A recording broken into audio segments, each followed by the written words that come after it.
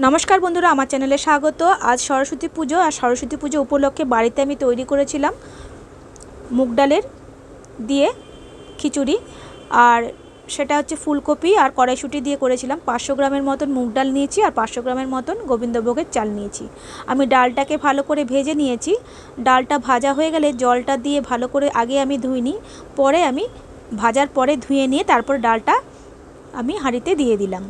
एरपरे आमी गोविंदभोगेर चालटाও भालो करे धुए रेखेছি। एरपरे चालटाও आमी दिए देব। आमी 500 ग्राम डाल और 500 ग्राम चाल समान समानই आमी নিয়েছি। এইভাবে দিলে কিন্তু খিচুড়ির টেস্টটা খুবই ভালো হয়।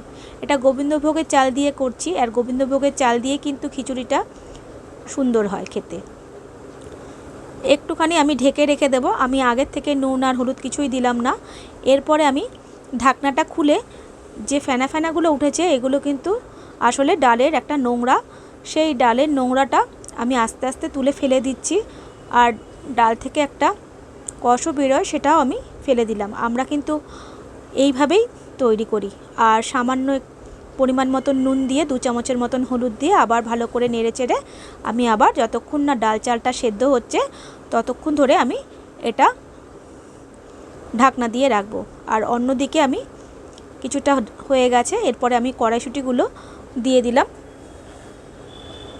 ঠিক এই মাপের আমার জলটা থাকবে। আর একটা জায়গাতে আমি ফুলকপিগুলোকে ভালো করে ভেজে নিচ্ছি নুন আর হলুদ দিয়ে। ভালো করে ভাজা হয়ে গেলে আমি একটা জায়গাতে পাত্রের মধ্যে তুলে রাখবো। তারপরে আবার ওই কড়াইতে তেল দিয়ে পরিষ্কার করে আমি কিছুটা মশলা তৈরি করে নিচ্ছি। এই খিচুড়িটার জন্য 2 চামচের মতন জিরে, তেজপাতা, শুকনো লঙ্কা 4টের মতন দিয়েছি। আর দিয়ে দেব আদা আর কাঁচা লঙ্কা বাটা। বাটা না, ঠিক থেতো করে নিয়েছি একটু। এইভাবে করলে খিচুড়ির টেস্টটা অন্যরকম হয়। 3টে বড় বড় সাইজের টমেটো নিয়েছি। সামান্য পরিমাণে নুন দিয়ে দিলাম। দিয়ে দেব একটু লাল লঙ্কার গুঁড়ো, একটু হলুদ, আর দিয়ে দেব জিরে গুঁড়ো আর একটু গরম মশলা গুঁড়ো সাথে দিয়ে দেব। অতটা নয়, সামান্য একটু দিতে হবে গরম মশলা গুঁড়ো। ঝালের জন্য একটুখানি লঙ্কা তো দিয়েছি, একটু কাশ্মীরি লঙ্কা 2 চামচের মতন দিয়ে দিলাম, তাহলে কালারটাও সুন্দর হবে। আমি ফুলকপিগুলো দিয়ে দিচ্ছি। দিয়ে এরপরে আমি যে মশলাটা তৈরি করেছিলাম সেই মশলাটা পুরোপুরি দিয়ে দেব। সরস্বতী পুজোর সময় মোটামুটি সবাই আমরা খিচুড়ি খেতে কিন্তু খুবই ভালোবাসি। সেই জন্যই আজকে এই রেসিপিটা আপনাদের সবার জন্য। আমি কয়েকটা কাঁচা লঙ্কা দিয়ে দিলাম, ঝালটা একটু কম লাগছিল। 4 চামচের মতন চিনি দিয়ে দিয়েছি যেহেতু অনেকটা খিচুড়ি আছে।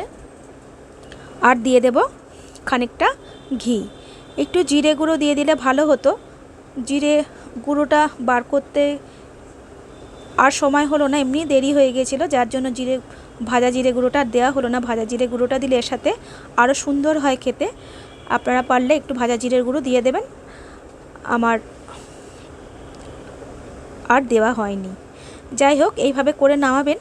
আর এত সুন্দর হয় খেতে কি বলবো।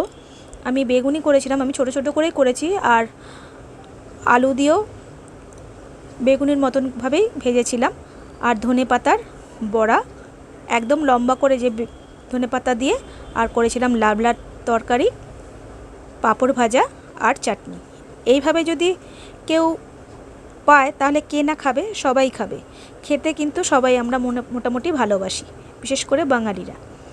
আমরা প্রত্যেকেই কিন্তু এই ধরনের নিরামিষ ধরনের খিচুড়ি খেয়ে থাকি। আর যারা যারা দেখছেন, ফলো করছেন, অসংখ্য ধন্যবাদ। যারা যারা করেননি চটপট করে ফেলুন। ভালো লাগলে শেয়ার করুন, লাইক করুন। ধন্যবাদ।